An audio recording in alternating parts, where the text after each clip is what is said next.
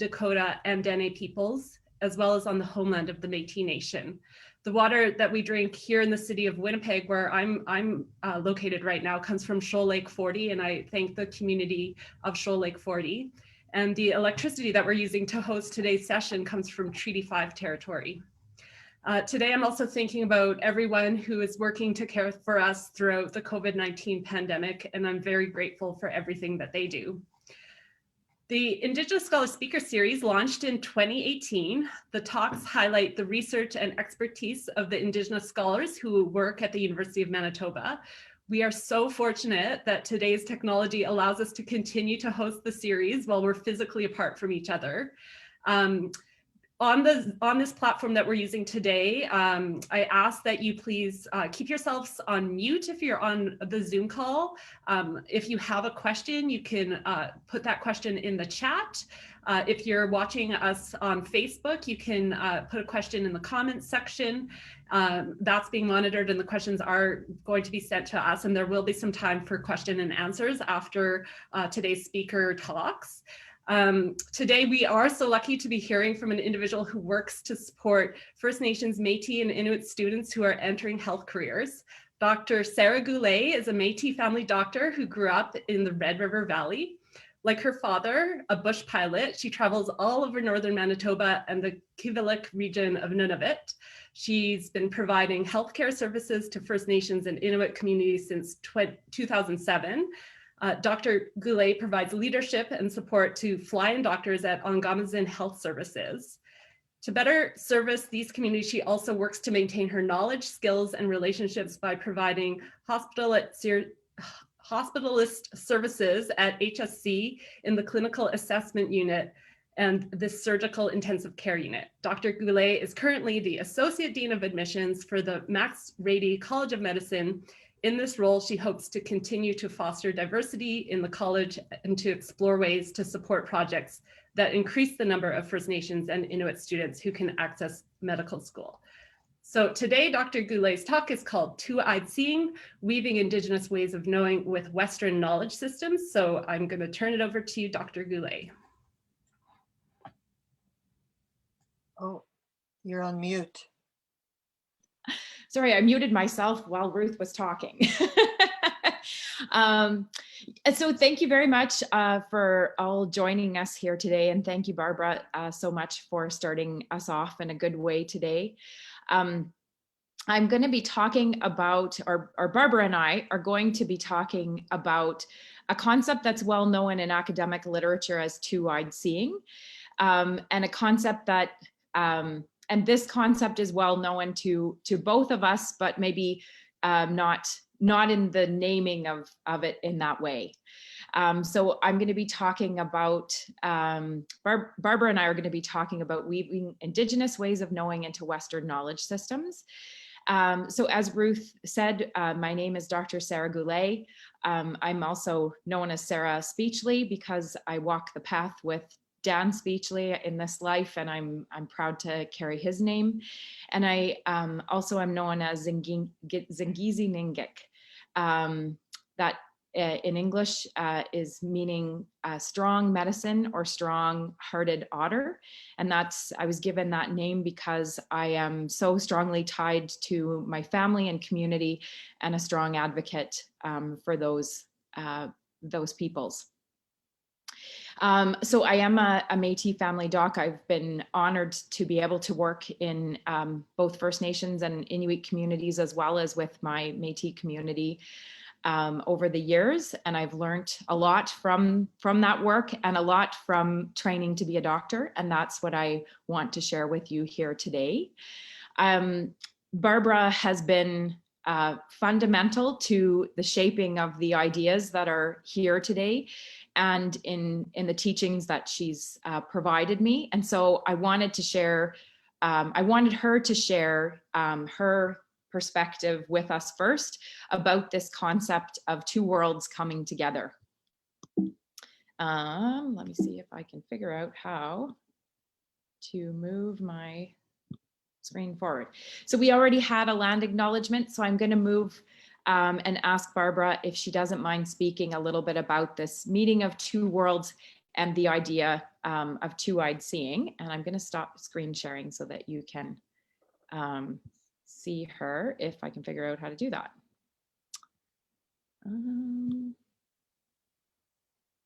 There we go. So Ruth, Yes. can I see people? If you want to see everyone, I'll remove your spotlights. Hold on.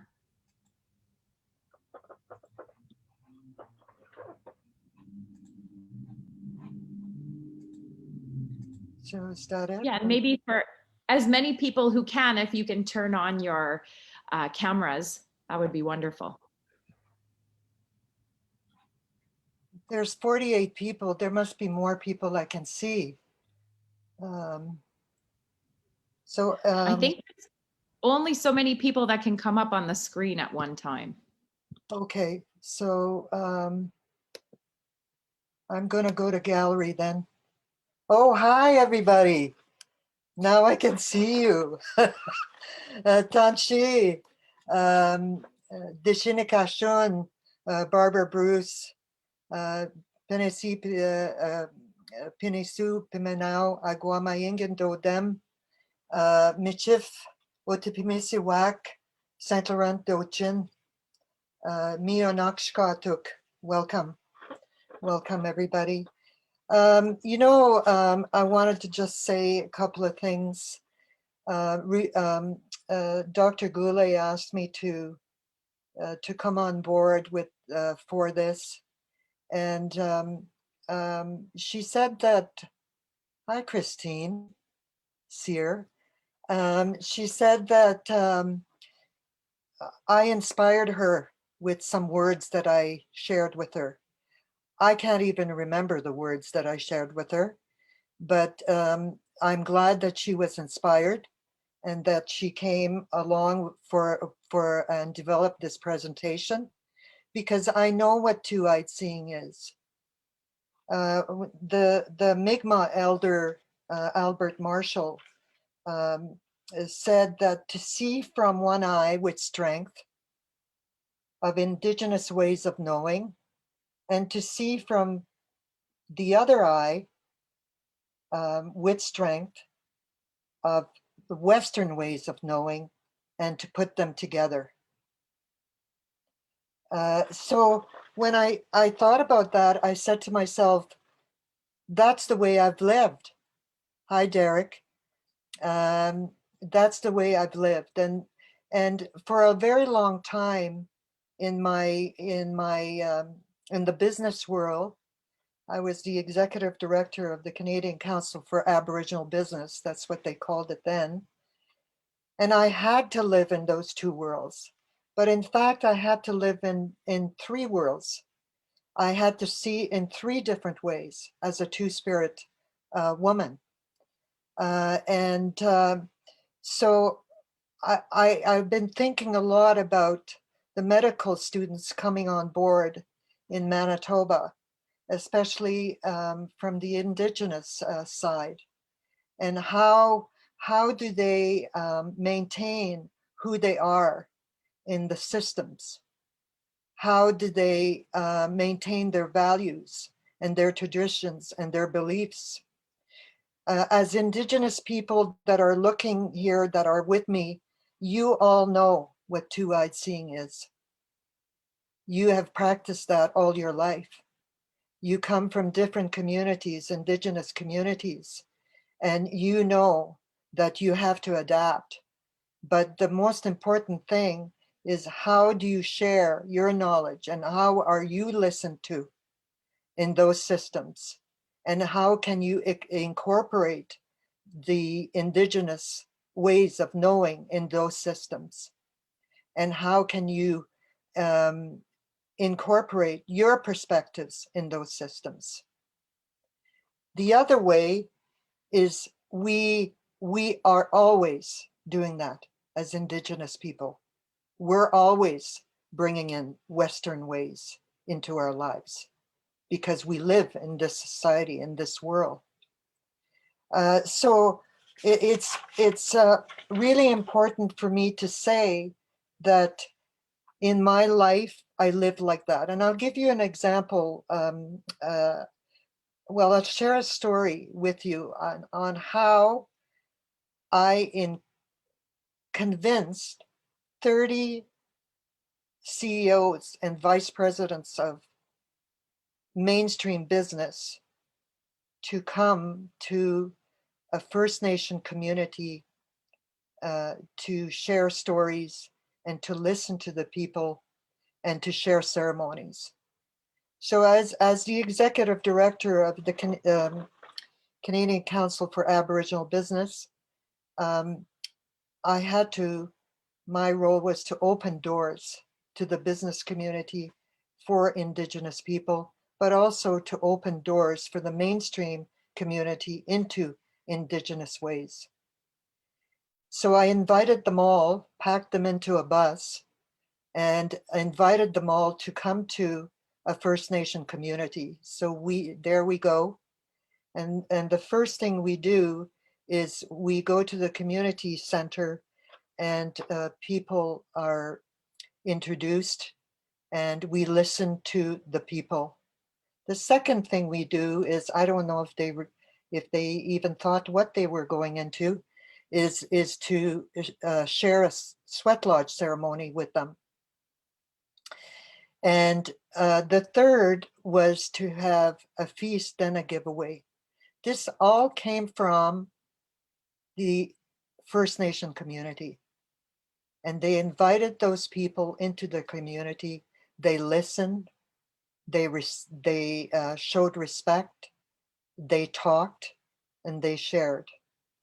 And at the same time, this two-eyed seeing a concept, is really important, so that Indigenous students in the medical field, because that's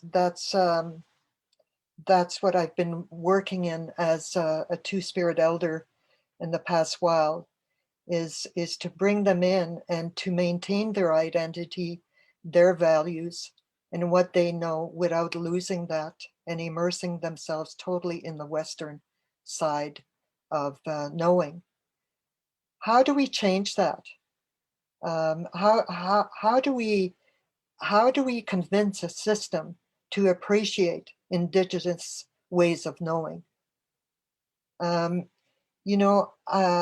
The medical systems is also such a bureaucracy. And how do we keep our identity and knowing who we are and keeping all those values and teachings and ways? How do you incorporate those ways of knowing into those systems?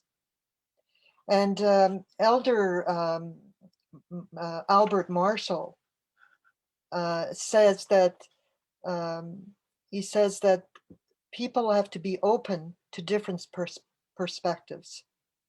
I agree. I totally agree.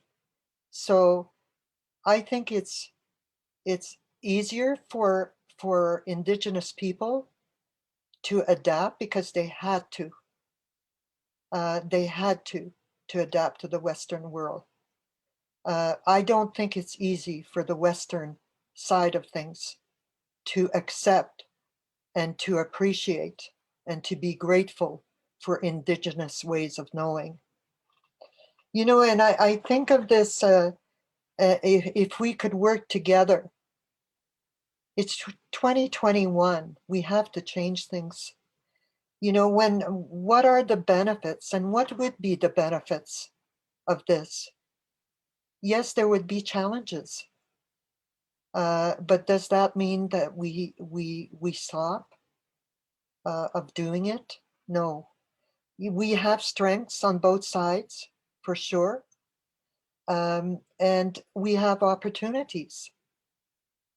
So we have to look at this, and I'm still unsure as to what I shared with Dr. Goulet, but nevertheless, I've walked this way, and not without fear. I've walked this, my life has not been without fear, but it's been with a lot of courage and to know who I am today, and to feel pride about who I am, and to feel whole.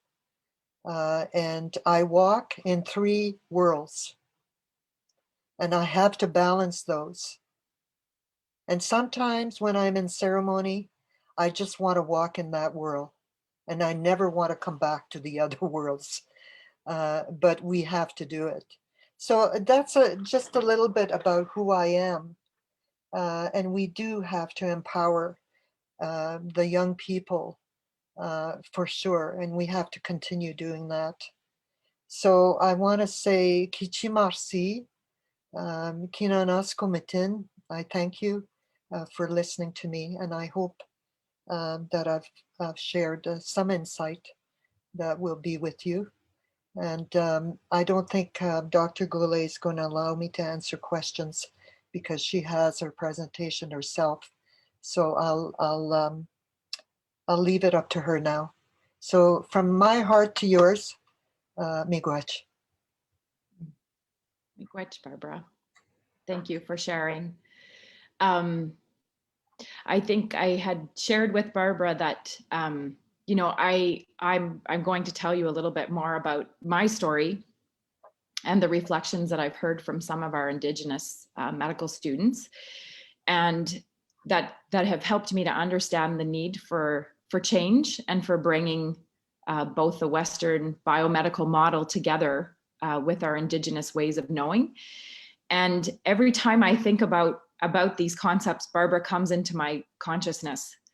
And maybe that's because I'm also a part of the Wolf Clan, and my ancestors are from Saint Laurent, and also, you know, fought for Winnipeg and for Manitoba at the time, and I you know, I think about that strength and the ability that I have to live and honor them and future generations every day. And so I think that's why, you know, I believe from my teachings that we don't always know exactly why or specifics, but I feel like Barbara's a part of the path that I'm walking to help to create these changes and to integrate these systems to protect our medical students and our future patients. So thank you, Barbara. So we will have time for questions at the end. I promise. I'll move through the presentation, and I'm just going to start screen sharing again. Okay, here we go. So yeah, I had the real honor of growing up learning what I didn't know at the time were Indigenous ways of knowing, and learning to be connected to the land from both my mom and my father, Lorne, who's now passed away, and my mother, Gloria, who is with us and I think watching today. And I learned, you know, about honor and respect for the land, and that connection, and growing up bathing in a lake and learning to shoot squirrels and be really connected to the land and the cycles of the land. And then as I grew up, I had the opportunity to learn, you know, that meant that we were Métis, and to connect with elders and understand more about spirituality and how to integrate that into my life as a person. And I also, from my father, who was a bush pilot, who I had the chance when I was very young to travel with, to both Inuit and First Nations communities, I learned what it meant to be an ally to other Indigenous people, and to see the beauty of some of those cultures and the strength of the people who lived in these places. And then I had the opportunity to go to medical school, and I went to medical school a little bit later on in life, and so I'd had a chance to work in thinking about integrating 2 systems for the federal government in the Species at Risk Act. And the department I worked for is known as COSEWIC, and they list endangered species. And I actually had a job that looked at how to integrate scientific knowledge with Indigenous knowledge, and the importance of having people who understood the animals and the patterns, their patterns, to be able to assess who was at risk and who wasn't, and the value systems of those people. And I had a chance to work with a lot of elders and think about that, the strengths that Indigenous people brought to those processes, all Indigenous people, Inuit, Métis, and First Nations. And then, the opportunity came to come to medical school, and this is Dr. Gruer. I don't know if any of you know Dr. Gruer, but he was a pediatrician who has now unfortunately passed away, but I had a chance to work with him in Baker Lake, and this is us after we did a clinic. And, medical school, like, what an exciting time, what an exciting opportunity in life. And I went into medical school, wanting to be successful, as do all of our Indigenous students. And so I found that, my ways of knowing and the importance that I put on the Indigenous ways of knowing that I had, I had to let those go, because I had to fit in order to be successful in the program. And I had to give up a lot of that knowledge and value system to be a part of that biomedical model, so that I could understand it, and so that I could fit in, essentially. And I hear that from a lot of our Indigenous students today, because the biomedical model and the model at medical school doesn't embrace the ways that we know as Indigenous people. And so when I graduated from medical school, and then went on to do a residency program and graduated as a family medicine doctor, the first place I wanted to practice was where my dad practiced, and where my dad flew. And so I decided to practice in Nunavut, in the Kavalak region. And I was honored to practice in many of the communities there, but mostly in Whale Cove and in Sanikiluaq. And then in some of our northern First Nations communities in Manitoba, and mainly that was in Island Lake, because we were quite short of physicians there. And, I started my practice, and I knew something was wrong. And I knew that I spent a lot of years, sorry, I didn't mean to become emotional, like hurting. And it took me a long time to figure out why. And then one day I was at a conference, and Dr. Barry Lavallee was talking about how practitioners who don't practice culturally safe ways act more like a weapon than they do a helper or a healer. And that really resonated with me, because I remember when I first started practicing, like the mismatch that I felt with patients when I used this very Western system. And I remember the Dean of Medicine talking to us on the first day, and he was a family doctor, and he told us, you have to be able to see a patient in 11 minutes, including your documentation, and that was an effective, efficient physician. And, I went to community, and I couldn't see a patient in 11 minutes. It was too challenging. And I felt that it was too hard, because people needed more time. And I was told that people's stories weren't valuable, that their symptoms were valuable. And so I needed to listen to their symptoms and move them along to be able to tell me that, but not necessarily to share stories with me.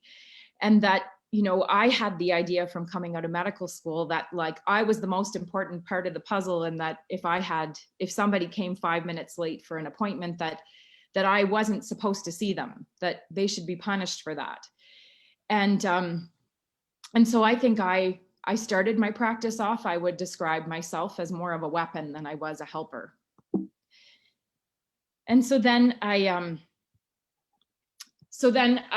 came up, I started to understand this concept of epistemology, which is like the theory of knowledge. And it's when we talk about Indigenous epistemologies, I started to realize that the patients that were coming to see me their stories were really important to them and they needed the time to share stories. And I found this quote from Dr. Janet Smiley, which really resonates with me. And she's talking about how because knowledge is intrinsically connected for some Indigenous people with action, that telling stories can actually be a form of medicine. And the act of sharing stories is actually a form of healing. And that I felt as a practitioner. And so I knew that I needed to start listening to those stories. And then, really this form of epistemological, why can't I say that word now, racism. So that's the presumed superiority of one's knowledge system over another.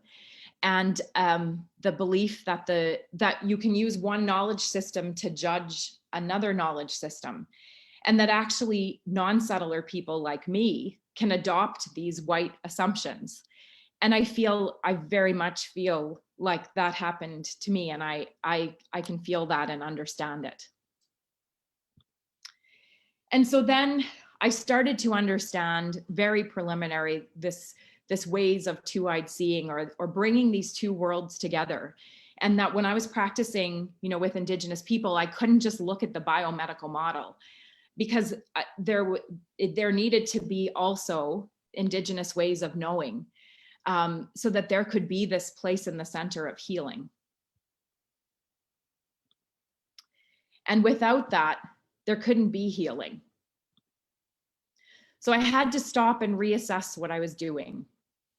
And I'm really thankful to all of my teachers who, many of whom were in the Kavalak region of Nunavut at the time. And these are some of the people I worked most closely with because they worked with me in the clinic. And Glenda and Teresa are from Whale Cove, and Nellie and Annie and Sarah all worked with me in Sanikiluaq. And they helped me to start to shape the different ways that we could run clinics and that could be more effective for the people that we were serving. And that maybe we didn't really need appointments, and maybe we could just see people who were able to come at the time that they were able to be there. And that maybe if a patient took an hour to share stories with us and that wasn't impacting other people, that was okay. And that we could just kind of move fluidly through the day without a lot of structure, and a lot of work got done. But it wasn't necessarily on a schedule that needed to happen. And that maybe we could stop and taste some traditional foods and share that, and share coffee or muffins or whatever we had in the clinic with the people who came in. And that we could treat them more like they were family in our clinic. And that we could focus more on teaching and on having them teach each other, rather than me write prescriptions for exercise or other things that people should be doing. And then I learned that I needed to know more about the culture of the people that I was working with. And not that I will never claim to know or in the way that Inuit people walk. But I think it's really important as practitioners to have some experiences of culture and to be able to share that with the people that we treat as patients, because we're able to take care of each other. Because I feel like my patients have taken care of me just as much as I have taken care of them. And this picture I was gifted, and this is one of the the ways that I can see that Inuit people think about knowledge translation, or these two worlds coming together for spirituality and mankind. And so this picture I always I look back to, because I think of a time when I started to understand that concept in at least a slim way. And so this document, or this image, I found in a really interesting publication from the BC First Nations Wildlife Forum. But I think it really speaks well to this idea of an ethical space that's created between this Indigenous knowledge system, which does tend to be more oral, and Western systems. And I think I I feel like this gives me some structure around how I think about these concepts in my head. And then, of course, the importance of the UN Declaration of the Rights of Indigenous People and the Royal Commission of Aboriginal People on Treaties and the Truth and Reconciliation Committee. And I think from a clinician's perspective as a doctor, not only does that space in the middle create an ethical space for which we can have a conversation, but I also believe that we can find reconciliation and healing for ourselves and for our communities within that space. So then in my road to being a practitioner, I had a few of my colleague physicians tell me, you know, Sarah, you've been practicing in remote communities for a long time, and you're going to lose some of your skills. So you need to think about practicing at other sites. And so I remember getting a call from Dr. Perry Gray, who asked me if I would come and work in the surgical intensive care unit. And I was so terrified to go into that place, mostly because now I had a system that I felt really comfortable practicing in. And at the time, I had no idea what the fear was about. But now reflecting back, I see that my fear was that I didn't know how to bring my Indigenous ways and my value system with me into a place where that really exemplifies that biomedical model. And so I remember walking in the door, and, you know, it took me a few weeks to even get used to being in an ICU. And of course, biomedical medicine is so incredibly important in that environment in our tertiary care centers. And it literally saves people's lives. And so once again, in my career path, I said to myself, like, okay, this might be okay to bring my Indigenous ways of knowing, you know, to my practice with Indigenous patients and Indigenous communities. Here I have to prove that I'm an expert in science, and that I understand medicine and can practice the way my colleagues can, and can do that pattern. And once again, I found myself really struggling, and I found it really hard to be at work, and I found it really sad and uncomfortable.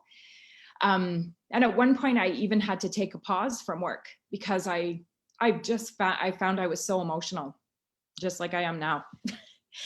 And then I found you know, healing in smudging and in using my medicine bag. And I started off being very timid, and I'd wear my medicine bag under my clothes because I didn't want anybody to know I was needing it, or I was wearing it, or I was bringing some of my Indigenous ways of knowing into this very biomedical model facility. And so I'd wear it underneath my clothes. And then one day I had a really challenging patient encounter with a family member. And the next day I went to work and I put my medicine bag, you know, with my ID tags, and I wore it really proudly. And I had a patient who was admitted to the Health Sciences Center, who came in, you know, with some abdominal pain, and he was having a tough time to move past this. And we had done some consults and tried a lot of, you know, medicine, like biomedical medicines, and just nothing was helping. And I went and sat with him, and this was one of the first days that I wore my medicine bag on the outside of my clothes, and I was exposing who I was and what I was bringing into this facility. And he said to me, you know, I have to tell you something about me, and you're probably not going to understand. And I said, well, you know, try me. Like, we got to figure out a plan for how we're going to find a way for you to heal. And he said, well, you know, when I was younger, I also had this problem. And I said, oh, okay, well, how did you fix it then? And he said, well, this is the piece I'm not sure you're going to understand. And I said, well, you know, try me if you feel comfortable. And he said to me, you know, I met an elder, and this man had been through quite a lot of trauma in his life. He said, I met an elder, and this elder told me that I needed to go to a sweat lodge, that he could see I needed healing. And he said, I didn't even know I needed healing. But I went, and I was hesitant because this wasn't a part of like who I was or what I knew in life before. And then he said, and he paused, like a long pause. He said, this elder healed me by taking a snake out of my throat. And I sat and I listened, and he told me a lot more of the story. And he said, I can't believe that you believed me. And I can't believe that you heard me. And I said, oh yeah, I mean, everybody finds different ways of healing. And he said, I know you were safe because you were wearing that medicine bag. And we ended up connecting with Indigenous services, and this gentleman connected with an elder, and they smudged. And he found, over the course of days, we still worked with the biomedical model and the specialists that he needed to see, but he also worked with this elder. And by the time he left the hospital, he got his brother, who he had been disconnected with, to bring his eagle feather to the Health Science Center.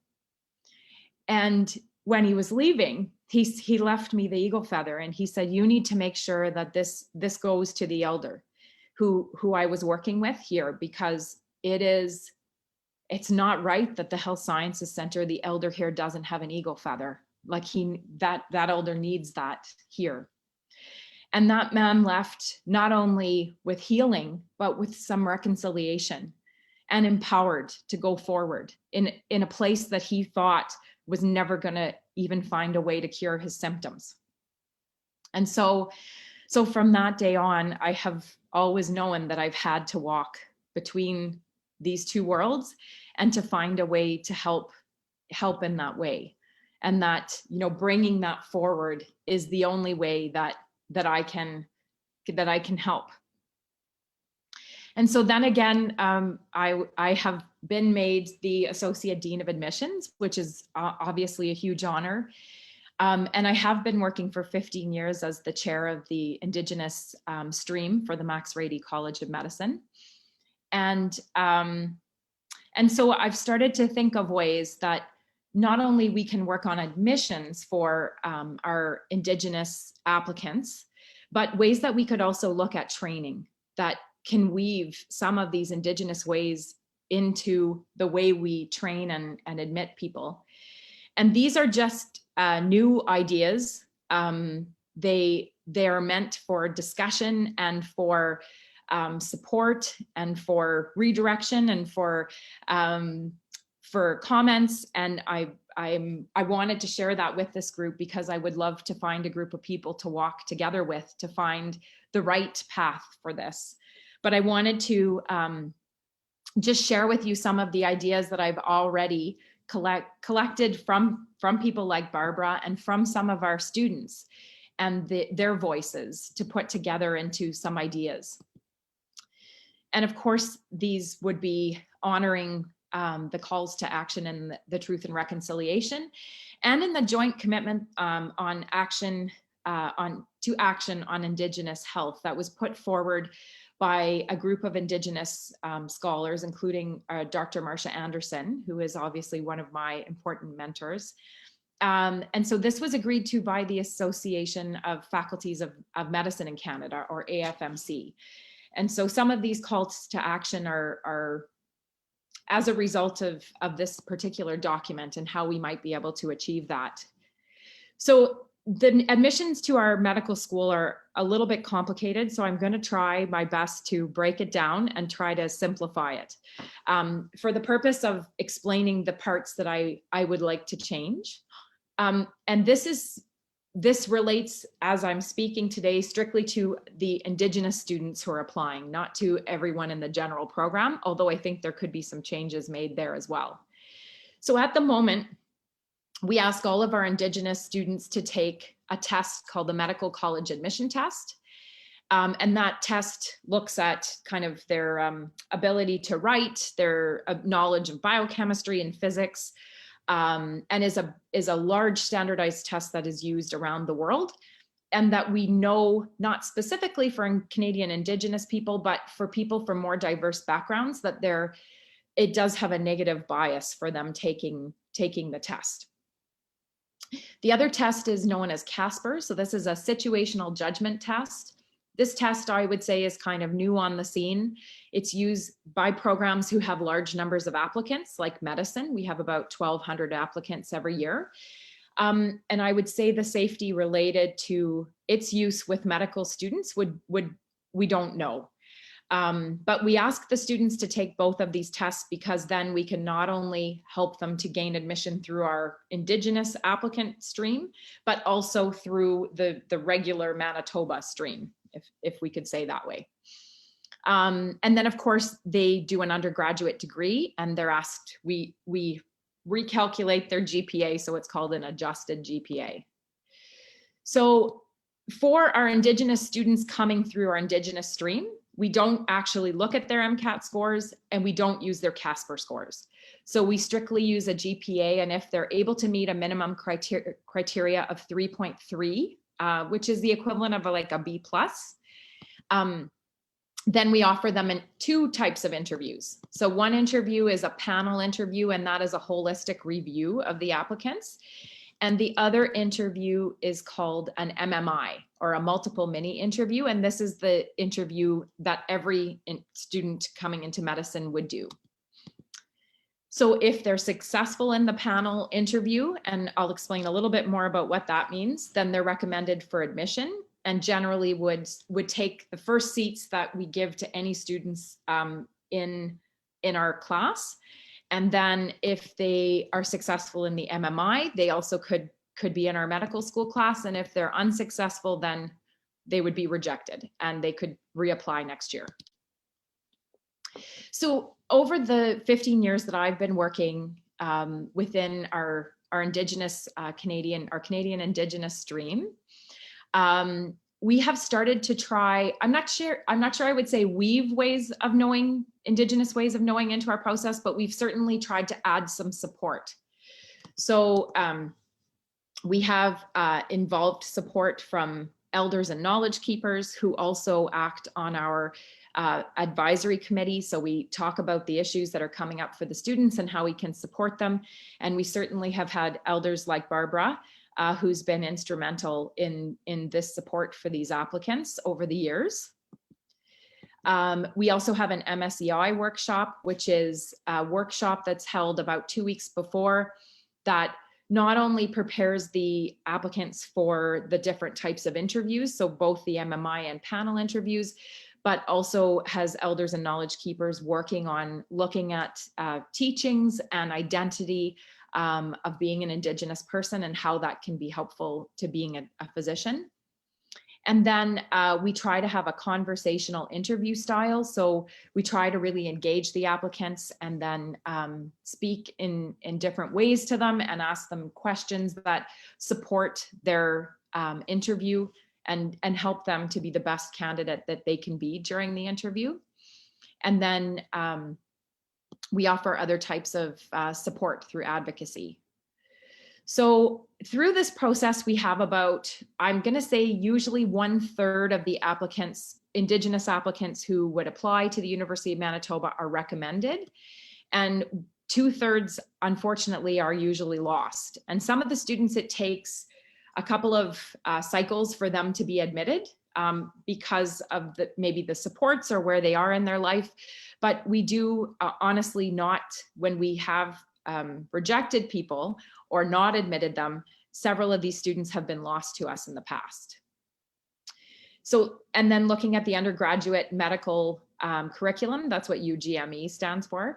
So we talk about the longitudinal course in Indigenous health, which has been instrumental. It was developed by Dr. Barry Lavallee and Linda Diffie, and is now administered and further development by Dr. Mandy Buss. And it is a fantastic course, and it touches on, you know, who we are as Indigenous people. It talks about racism and its role as a social determinant of health. We talk about culturally informed care and the impacts of the social determinants of health that are experienced by Indigenous people in Canada on health.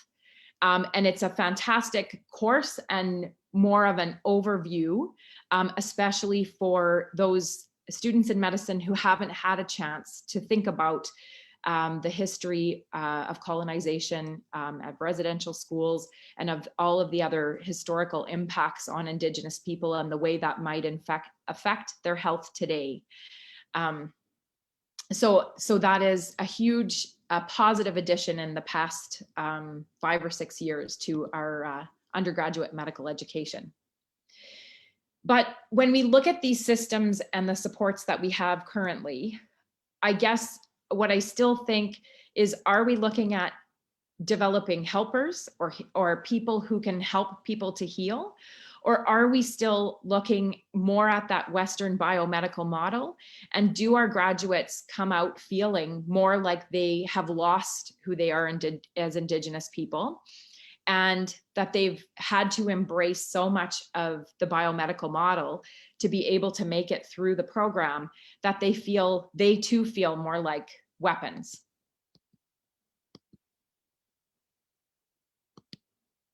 So when we think about bringing these two worlds together and that ethical space or that reconciliation space, I think the key is that we need to look at how to integrate into our system Indigenous ways of knowing.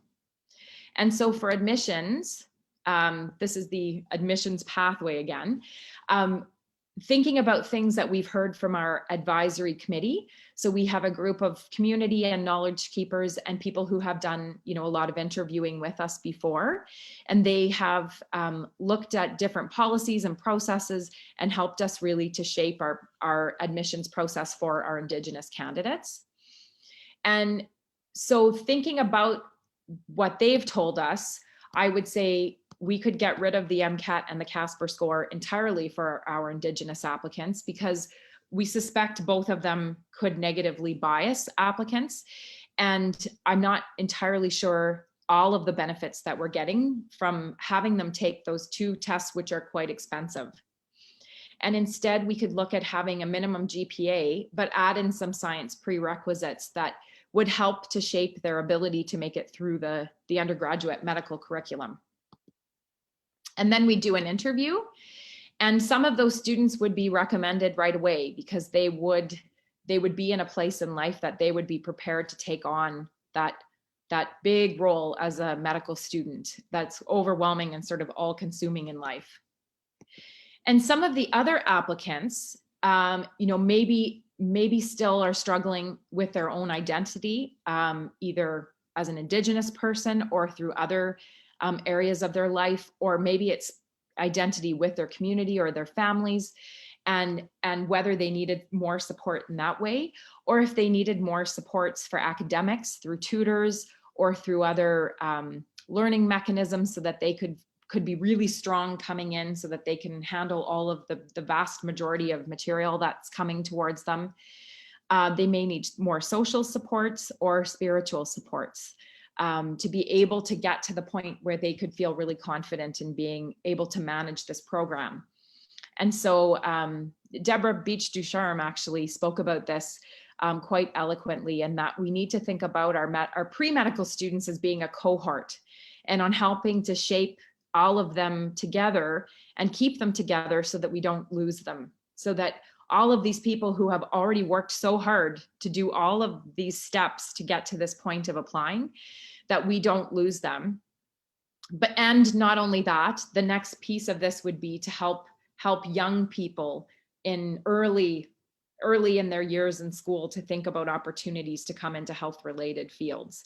And that is also part of this work, but I tried to focus the talk today on just this process. And so this could be leadership coaches, social workers, tutors, health sciences courses, healers and elders who could work with students. And then they would cycle back. And so we would keep them in our circle and be able to help them to shape themselves if they still chose to come into medicine. So the supports for this might look like the Indigenous Advisory Committee. There could be other faculty supports, people like Kimberly Hart, who does such an incredible job at supporting our students in the Rady Faculty of Health Sciences. And our knowledge keepers, Leslie Spillett and Margaret Lavallee. I know they're both very busy, and students really rely on their support and guidance, as do all of us as faculty. This would require, of course, Senate approval, but a lot of work before that would ever happen. And then other resources, again, that I had previously mentioned. And then this is obviously outside my kind of area of expertise, but I do think, and I kind of dream about this idea of having a course which looks a little bit different than the current course for those students who wanted to have a more in-depth knowledge of what it would be like to work with Indigenous people. And that maybe we could have this kind of two-eyed seeing pre-clerkship. And maybe it would have to be a little longer, like maybe it would be 3 years instead of just 2. And maybe the biomedical science piece of it could be stretched out so that our students had a little bit more time to work on that piece. And maybe we could have some teachings from elders and knowledge keepers as an integral part of the course. And maybe we could start to look at, ways of interviewing, which helps us to translate for our colleagues the information that our Indigenous patients give us, and how to translate that into the biomedical model, and then backwards, and how does that play into it? And so maybe this longitudinal course could include learning to work side by side with healers and knowledge keepers, being expert in building community relationships, being experts in knowledge translation, and embracing this two-eyed seeing. So for this, I mean, if I'm dreaming big, could there be like an associate dean Indigenous? Could there be an Indigenous advisory committee that works on the curriculum? And then, with support from knowledge keepers, and again, like support from life coaches and social workers and tutors and mentors. So there are 2 examples that I wanted to just share briefly, but I know that we're running out of time. And the most important one is probably the Nunavut, as Serena's going to correct my Inuktitut. Sivunniksavit, which is in Ottawa. And this is a place that was developed, it's a school in Ottawa that was developed under the land claim. And I actually had a chance to visit there. And I remember going to talk to their executive director and asking him, like, how do you train students in science and math? Because the students who come to this school, they're not necessarily strong in that coming out of the education system that's in Nunavut. And like, what do you do? How do you beef up their skills so that they can go to university and be successful? Because they have graduated so many powerful people from this organization that have gone on to do incredible things in Canada. And he said to me, like, no, that's not what we're about here. We're about teaching Inuit people who they are and what their place is in our history of Canada and how powerful they are.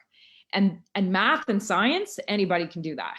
You just need to know who you are and how you're connected to the land and your ancestors. And that helps you to give you that strength to move forward.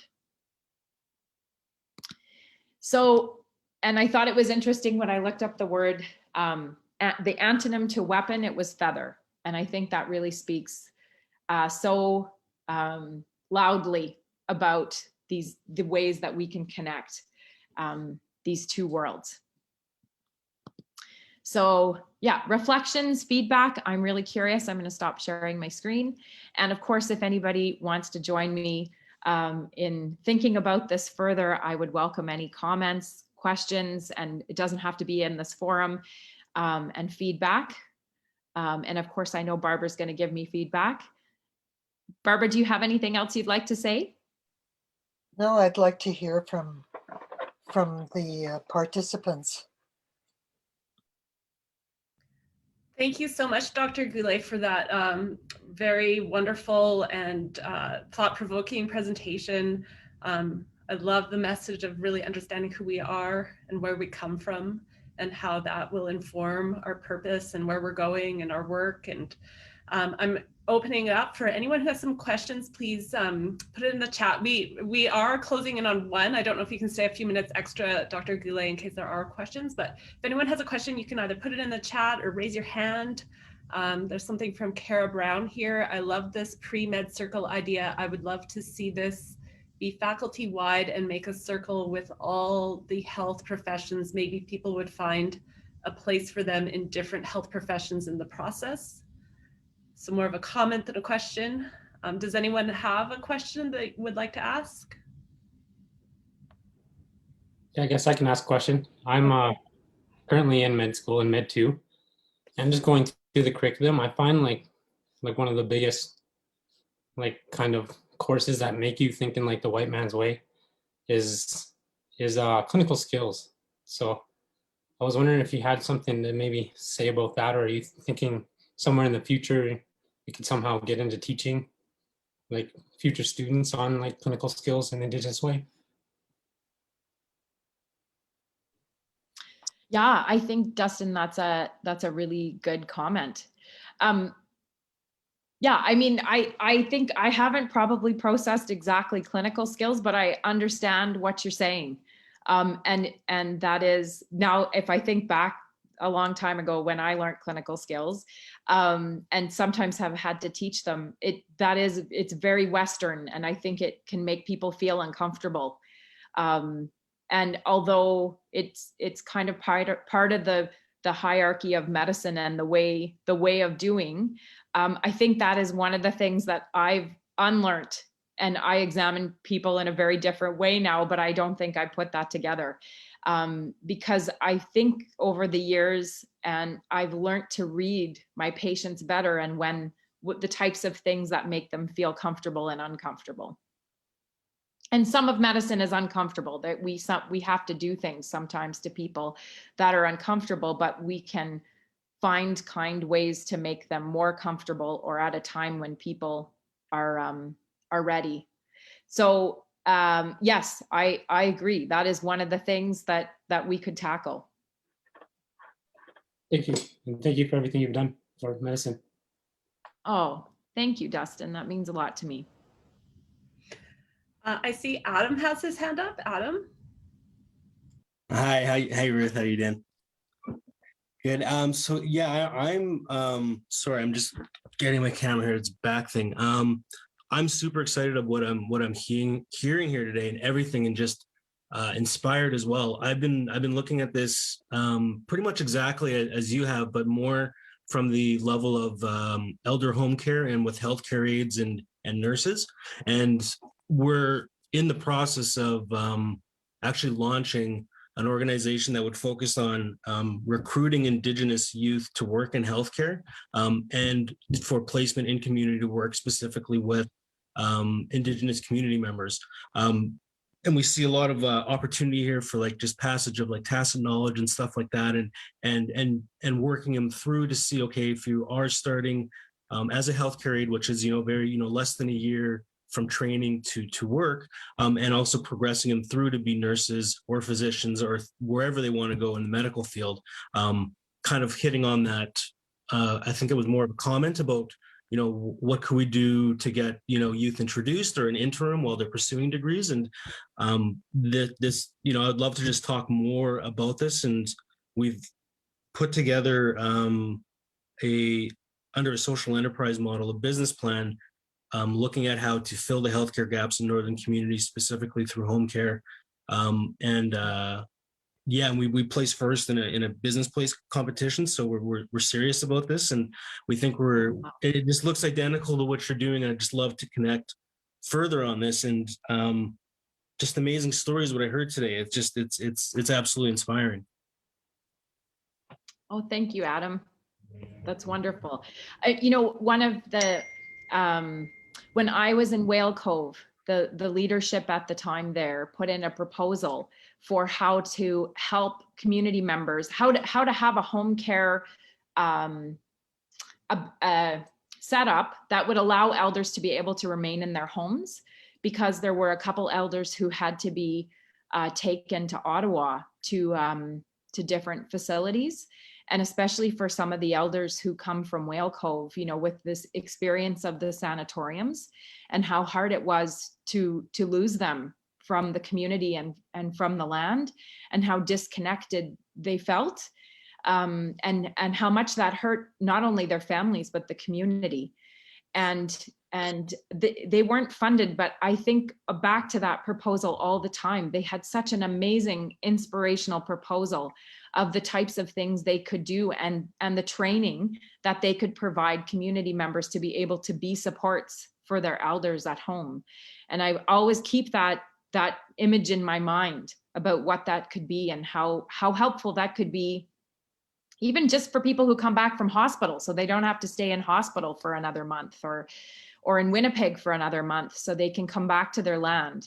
Because one of the things I appreciate about the Inuit people in the Kavalik is they don't like to be away from their homes for any longer than they have to be. And so for us to be able to find programs to facilitate keeping them home, it's very, very important. And that was one of the key things identified is, why are we removing individuals from community? Added stresses with traveling in an unknown, city perhaps, and it doesn't promote healing and actually impedes on them healing by having to leave that community for very simple things, right? And the whole concept is as well as an economic development tool through healthcare, because we're creating jobs in the community. So we've, it seems like we're on the same page here. Just you were looking at a higher level of medicine per se, or training, where this was, the entry level, or in home, and where we're seeing specifically during the pandemic, things switch from an institutionalized healthcare system to aging in home, caring in home. The economics make sense behind it. I have a business background. I was at the Asper School of Business, and a little context, I'm new to being Indigenous. I didn't know about that I was Métis growing up from my mom's side, and reconnected with that and pursued that through the Asper School of Business with their Aboriginal Business and Economy specialized degree. So this is kind of all coming together, and this talk couldn't have been more timely as we got the call like on Monday that this business plan was recognized as a first place for rural, because it is to fill these gaps in rural communities as well, because that's where it's we're seeing most of the health crisis. There's a 20-year gap that we see with life expectancy, and we're seeing this right now with how they've set the ages with the vaccine. We've seen a parity where they see non-Indigenous 95 years, and if you're First Nation, it's 75. Right. And so that, that it kind of puts that stamp on the stats that I've heard of, life expectancy. So all of this is just a holistic approach, and, using both systems together to just be more impactful, like you say, versus weaponizing it when you don't have that other side of the coin fluidly involved. Not, it can't be this pause and have to divert the process of the healing or whatever it is with pharma consultation, surgeries or therapies in this. It's one. I would love to connect with you after. That would I'll be great. stop talking. I could go on. I'll let other people go. Yeah. I was going to say, thank you, Adam, for you're always so engaging when you attend all of events that are hosted through the speaker series and other opportunities. I do recognize that it is 1:05 and people have been leaving. So before everyone drops off the call and gets to their next appointments, I just want to say thank you to Dr. Goulet. Thank you very much, Barbara Bruce. Normally we would give you a card at this time to say thank you. However, we're not in person, so we're going to connect with you through the mail, old-fashioned way. And I also just want to let everyone know that there is one more Indigenous Scholar Speaker Series talk next month. So Dr. Mylène Gamache from the Departments of Native Studies and Women and Gender Studies in the Faculty of Arts will be speaking on Thursday, March 25th. So at noon again, please join us for that talk as well. Thank you everyone for coming today. Dr. Goulet and Barbara Bruce, if you're willing to stay on for a few more minutes and people have questions, we can do that. If you have to go, totally understand. We did only book you until 1, so do want to respect your time. And there are a number of thank yous in the chat for both of you. So I just want to point you there so you can read them all. And for anyone who is joining us on Facebook, thank you as well. And of course, the talk, if anyone missed anything or wants to rewatch part of it, you can catch it there. So thank you very much. Thank you. Thank you. And thank you again, Barbara. Yeah, you're welcome. Bye, Jennifer.